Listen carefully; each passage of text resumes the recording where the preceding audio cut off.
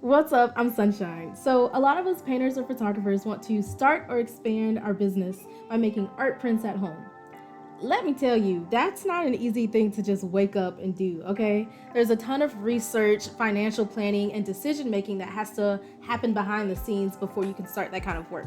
And I wish there was a YouTube video out a year ago when I was going through this process that would walk me through it step by step, but there wasn't, well, not one that I found. So I ended up doing literally weeks of research on printers, inks, supplies, paper, all that before making my decision on what kind of printer I wanted to buy for my art prints at home. So I figured I'd make that YouTube video that would have helped me out so that I can help out the next person. All that being said, today we're going to talk about the following items. I'm going to include some timestamps so you can skip ahead if you need to. Part 1, what actually is an art printer and what are some features you need to look out for?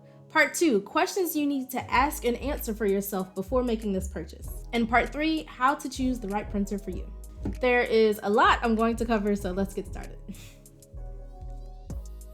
Part 1, what is an art printer? So what classifies a printer as an art printer and what makes it different from just a normal run-of-the-day printer? So you can't just run to the printer room at work while everybody's at lunch and print out a couple photos and call them art prints. Here are some features to look out for an art printer. Number 1, it's an inkjet printer and not a laser printer. This is very important. Laser printers are meant for high volume documents like in an office, while inkjet printers are designed for photos, art, and color documents. So you're gonna want an inkjet printer.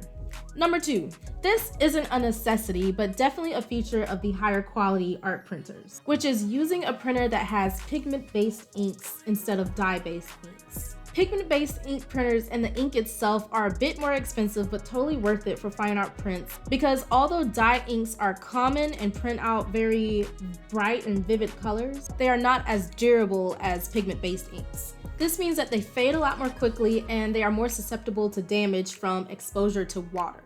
So think about that. You just printed out your amazing art print, you want to hang it up and art print ruined, right? Like a drop of water could completely ruin that print because it's a dye-based ink and it is not waterproof. Dye inks also take a lot more time to dry, so they're more likely to smudge shortly after printing. On the other hand, pigment-based inks are meant for professional, high-quality work. You know how some artists say that their prints are museum quality or archival prints? Well, you have to be using pigment-based inks to be able to call your print that. This is because pigment-based inks are waterproof, more resistant to the damaging effects of UV light, more scratch resistant, and can last over 100 years without significant fading when printed on the right paper.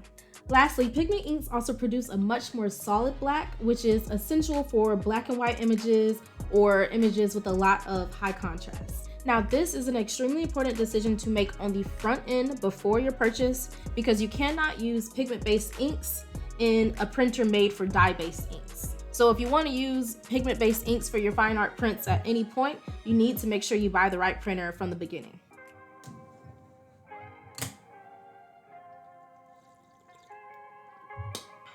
Number 3, you want a printer that can print on heavier, thicker, fine art paper. Remember when I said, what did I say?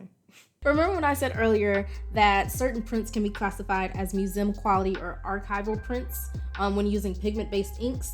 When printed on the right paper. You also need an archival paper or fine art paper to be able to classify your prints as fine art prints. So if you're using pigment-based inks on like photocopy paper from your office, you can't call that a fine art print either. So you just have to check on the individual printers that you're researching to make sure that they can use thicker art paper, but if you've checked the other boxes and you're looking at art printers or photo printers, you should be fine on this point.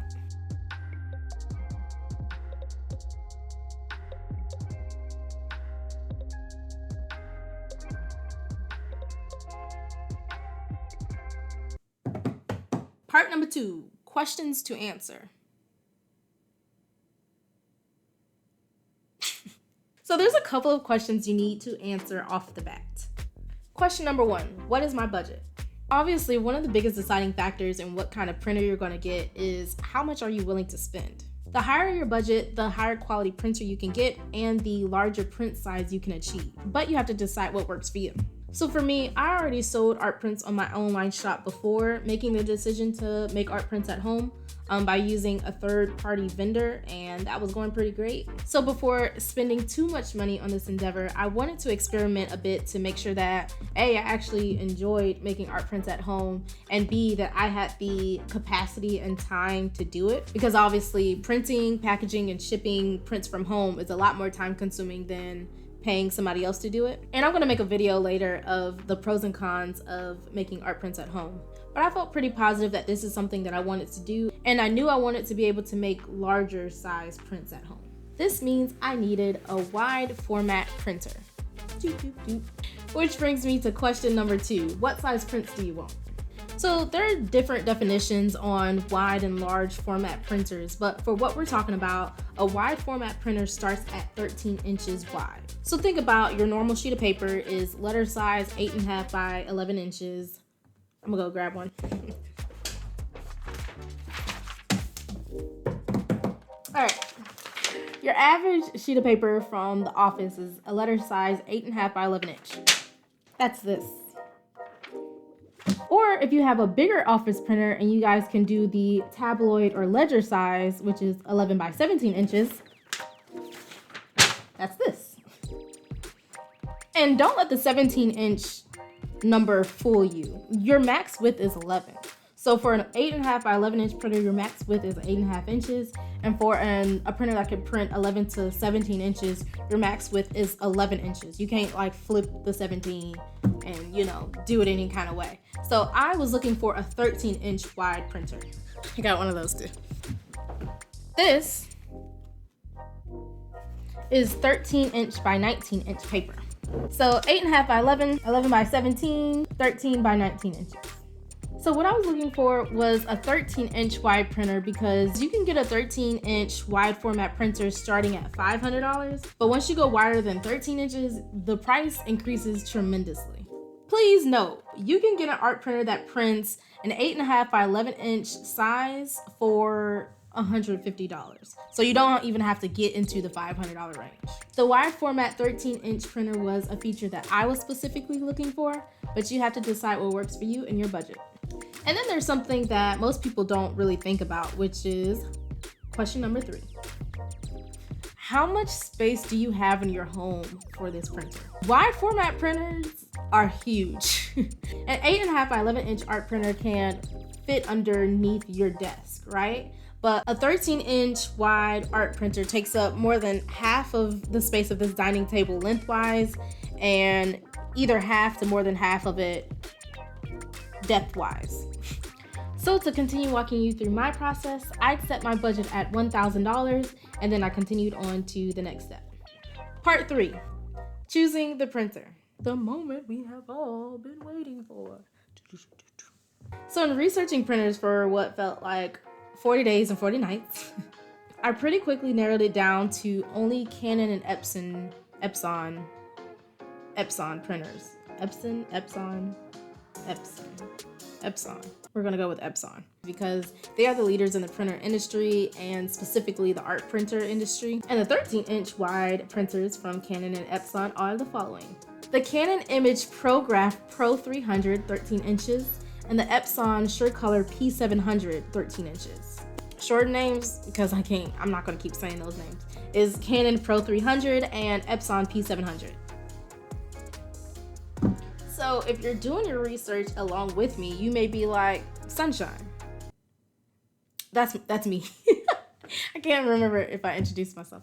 Hi, I'm Sunshine. So you may be like, Sunshine, well, are you just trying to sell us like the most expensive printer? Because I'm looking at Canon's website and Canon has another 13-inch wide printer that's $300 cheaper than the Canon Image ProGraph Pro 300. And that would be the Canon Pixma Pro 200. So let's compare. The Canon Pixma line to the Canon ImageGraph Pro line. So tired of saying that word. The Pixma line is more for everyday use, from artists to office workers, while the Image ProGraph series was specifically designed with photographers, artists, and graphic designers in mind. Because of this, the Canon Pixma Pro 200 uses dye-based inks, you remember that, while the Canon ImageGraph Pro 300 uses pigment-based inks. Because of the long-winded pigment versus dye conversation that we had earlier that I'm not going to recap, I took the Canon PIXMA Pro 200 out of the running.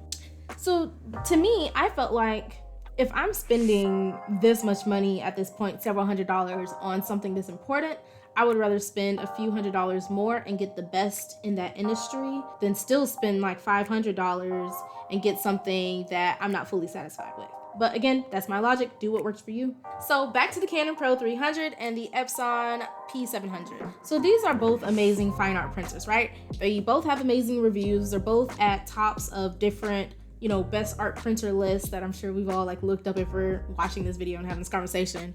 And they are both at around the same price range. The Canon Pro 300 is regularly $899, but it's always on sale for $849. So let's say it's $849. And the EPSON, I don't know. And the EPSON P700, I want to know because that is going to bother me.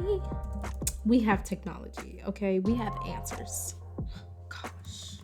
Look at Shaquille O'Neal on the EPSON website, okay? What's up, Shaq? 200 series projectors, only from EPSON. EPSON. It is in, folks. It's EPSON. What in the world was I talking about? So... okay, EPSON is the name.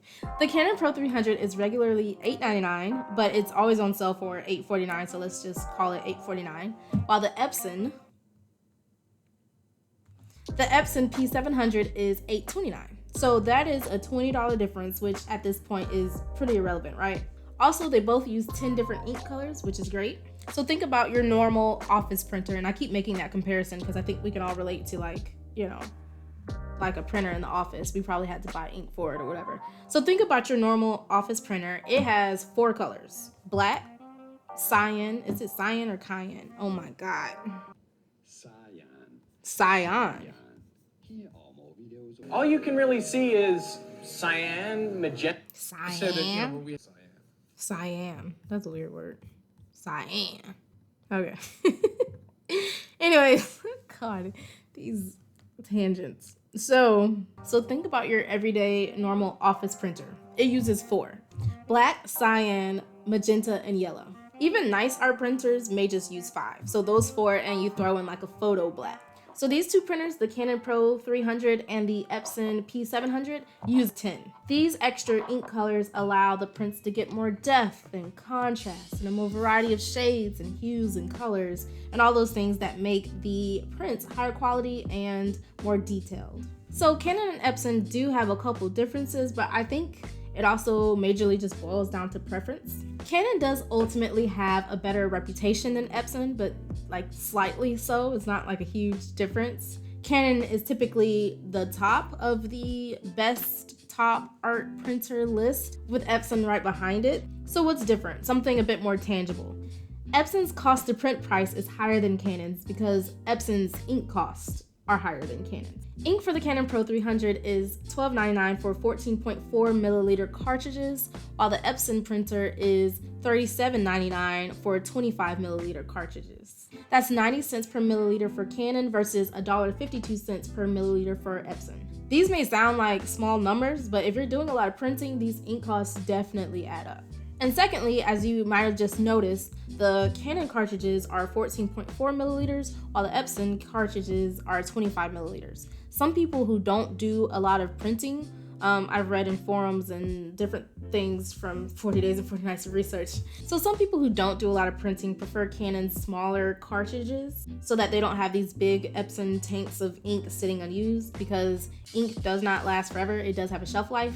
And some people who do a lot of printing prefer EPSON's larger tanks so that they're not having to replace their cartridges as often, because that can get a bit annoying for some people.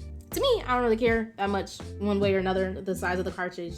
But if that's something you think you may care about, it's something to keep in mind. So there were a couple of pros just now that we discussed for the Canon Pro 300 that put it a bit ahead of the race than the EPSON P700. But the Canon Pro 300 is not a perfect printer. It actually has a pretty significant con.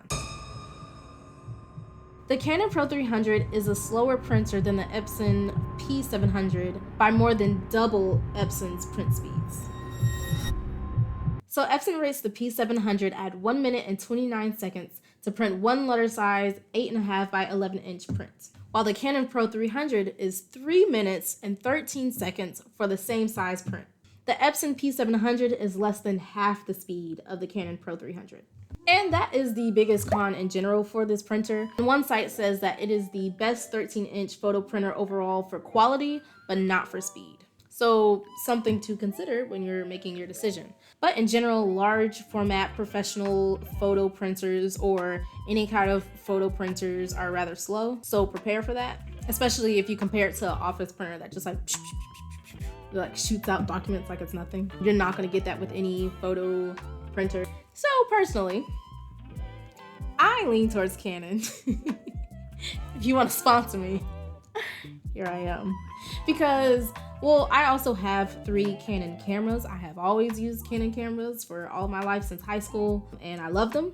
And so I actually really like the idea of having the Canon ecosystem, because typically when you buy a lot of products that are the same brand, you get a lot of different features and connectivity that you can't get if you mix brands. A great example of that is Apple. You know how you pull out your AirPods and they automatically connect to your MacBook, or within seconds you're able to airdrop something from your phone to your MacBook, and you're not able to do that with like an Android to your MacBook, right? So with all that being said, I ended up going with, drum roll please, drum roll Hanada,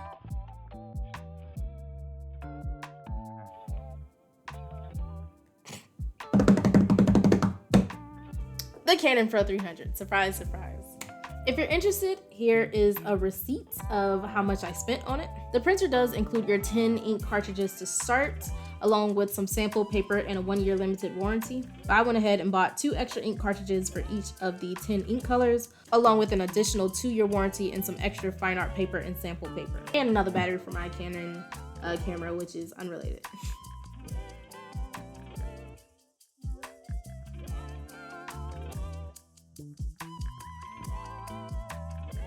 So I've had this printer for over 1.5 years now, and no regrets. I absolutely love it. And I actually did have to use my warranty within my first year because the printer I received was having some issues with it, and Canon has excellent customer service. They literally just sent me a new $900 printer, so now I have 2.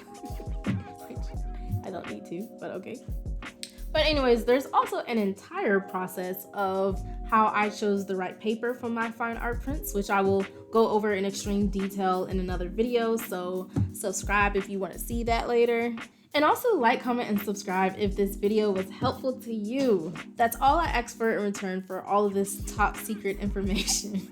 But seriously, it helps out my channel and I really appreciate it. And I'll also be posting a bunch of videos on this topic and similar topics in the future, including how I chose the right paper, how to make art prints from your completed painting from start to finish, and the pros and cons of making art prints at home versus using a third-party supplier for them. So stay tuned for all that. Last but not least, if you're interested in the actual painting process of this art print, check out this video that's gonna be somewhere in this screen to watch how I painted it. Comment a printer emoji if you made it to the end.